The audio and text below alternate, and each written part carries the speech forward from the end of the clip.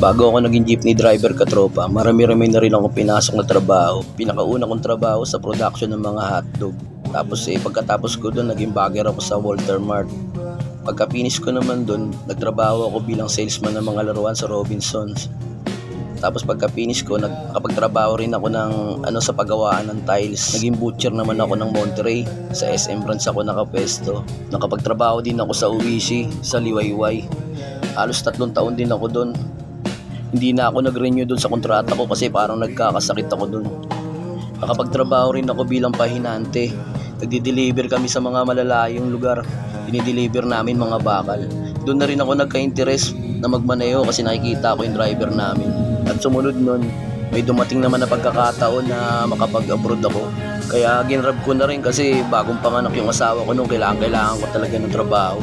Kaya kahit wala akong kaalam-alam sa pamimintura, lumipad pa rin ako kasama ng lakas ng loob ko. Fast forward na mga katropa, 2016, nakauwi na ako. Doon ako nag-start magmaneho ng jeep.